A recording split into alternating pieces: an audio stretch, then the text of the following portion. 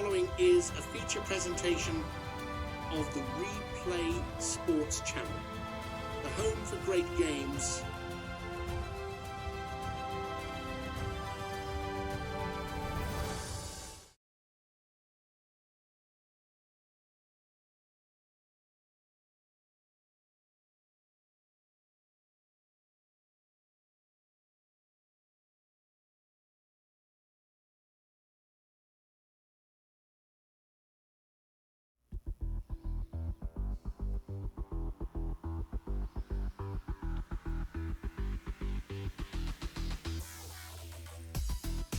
Welcome to WFL Inside Access. I'm your host, Glenn Walker.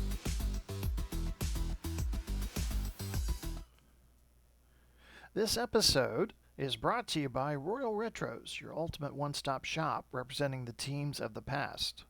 Head over to Royal Retros today and use the discount code REPLAY to receive 10% off your purchase. The link is going to be provided in the show's description. The Week 5 menu includes some tasty divisional matchups, if you will. Birmingham at Atlanta in the south, St. Louis at Chicago in the north, and the battle of two undefeated teams in the west featuring Arizona and San Diego. The Inside Access crew will break it all down for you for the matchups for all 8 contests to help you get ready for week number 5.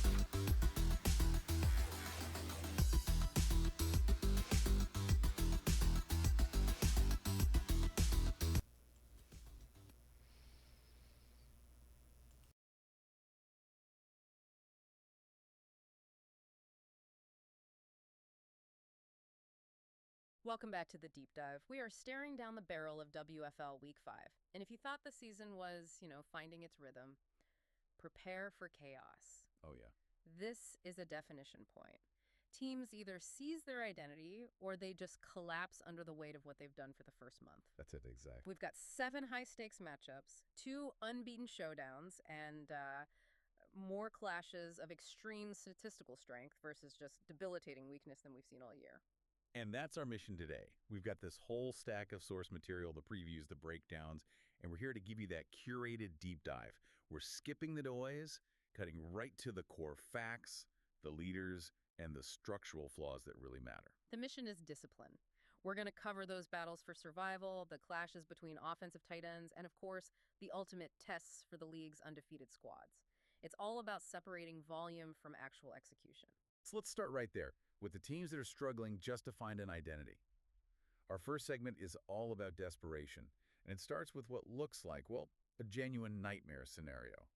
The DC Defenders at 1-3, traveling to face the 2-2 Baltimore Stallions. And the moment you see the line on this game, it's 7 points. You know who's in trouble. You do, and the data backs it up completely, especially when you look at DC's offense. Numbers are they're brutal. They are.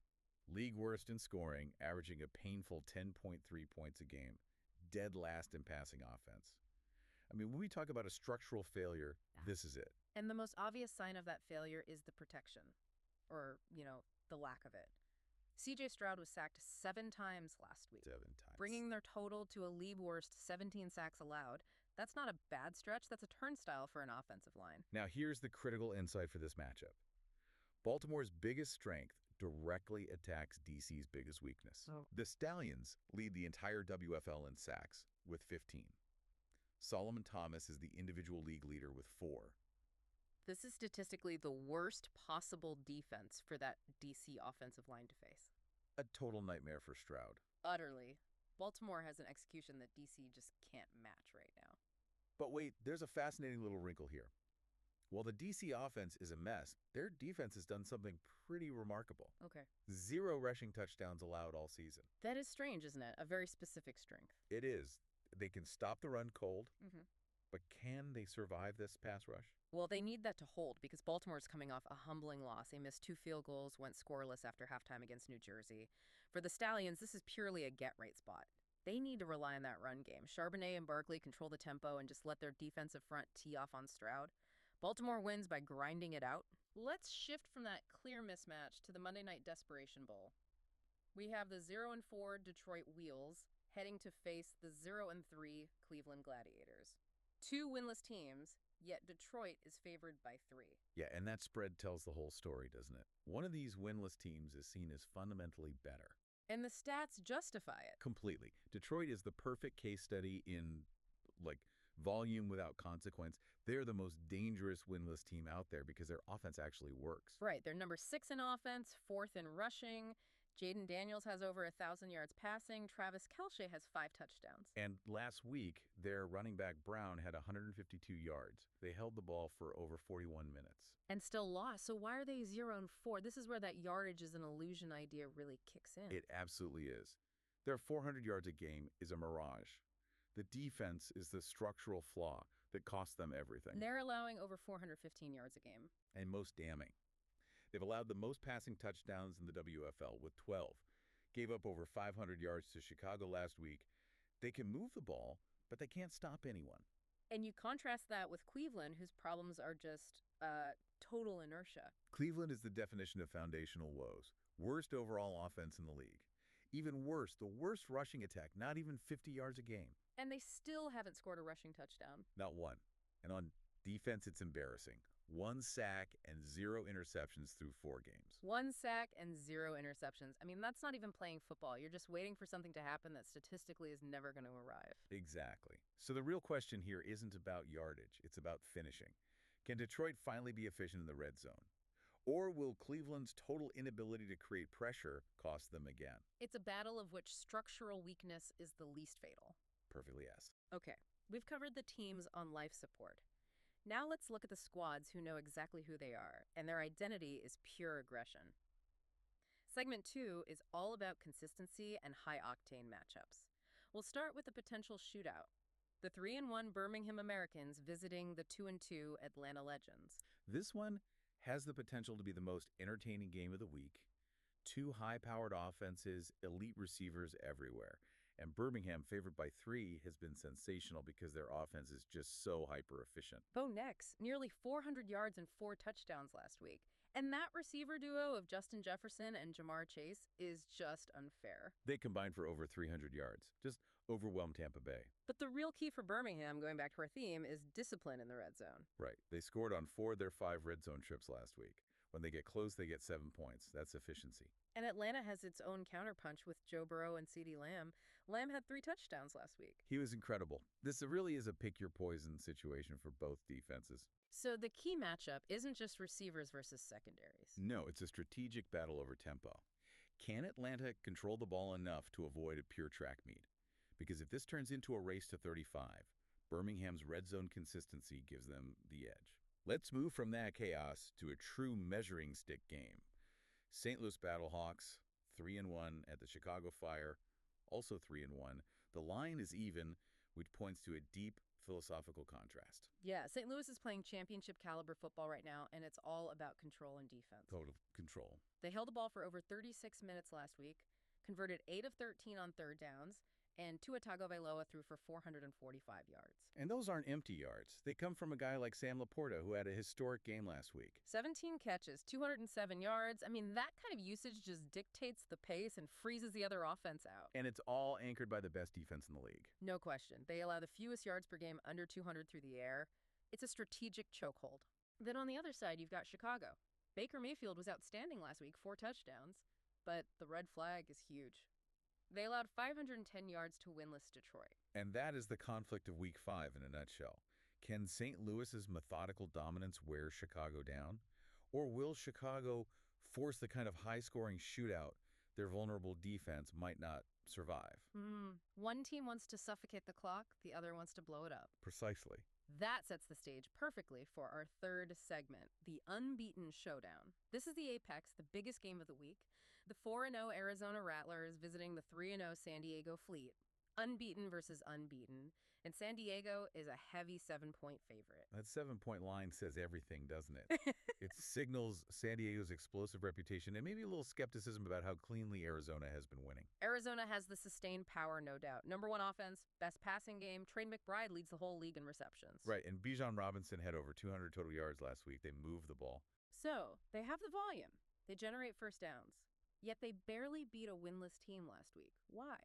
Because volume without discipline is meaningless. Aaron Rodgers threw for over 400 yards, but their red zone execution was terrible, 1 for 4. And 2 costly interceptions. Exactly. And against a team like the San Diego Fleet, those specific discipline-based mistakes are immediately fatal. And San Diego is the definition of consistent firepower. They are a machine that punishes every single mistake.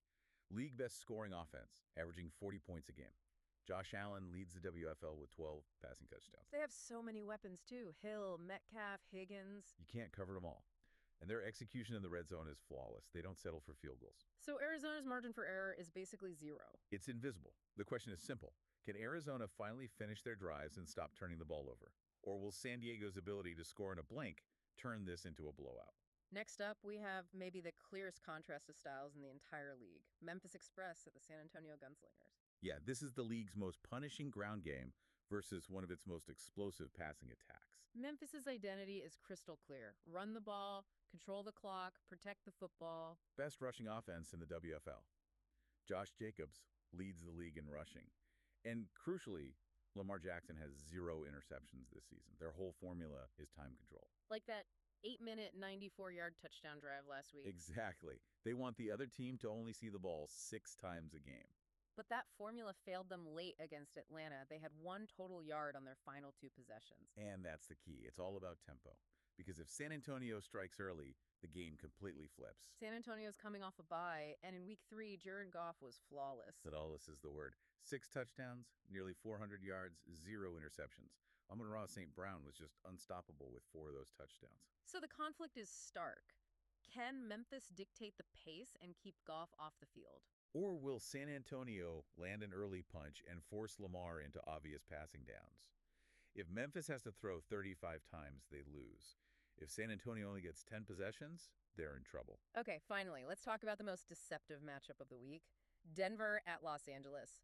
2-2 versus 0-4, and the line is even. That tells you everything, right? It speaks to Denver's struggles and LA's latent potential. This feels like a fork-in-the-road game for Denver. It is.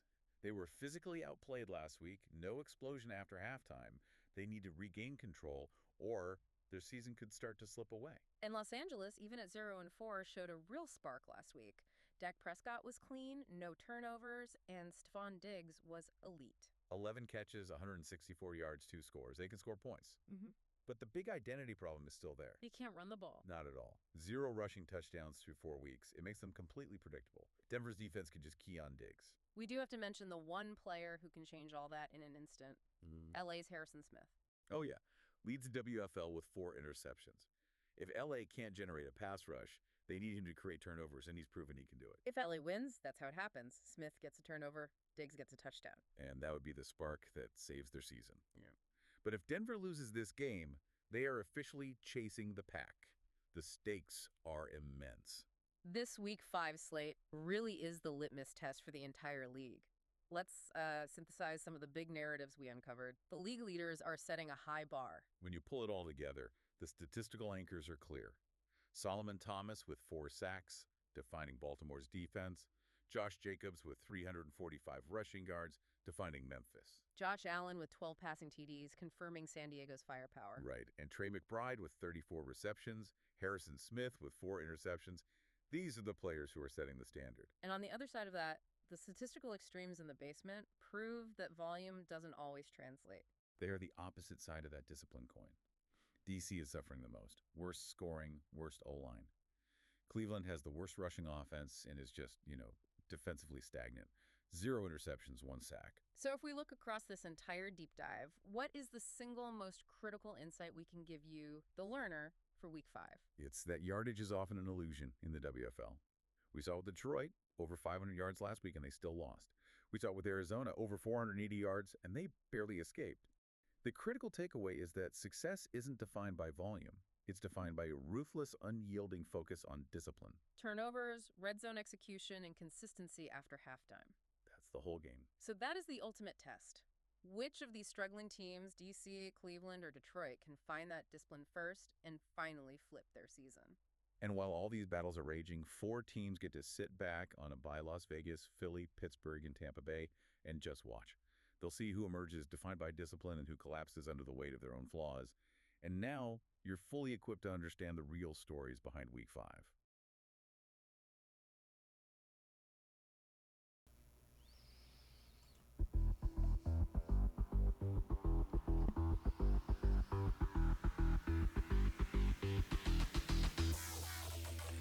You've been listening to WFL Inside Access, brought to you by Royal Retros.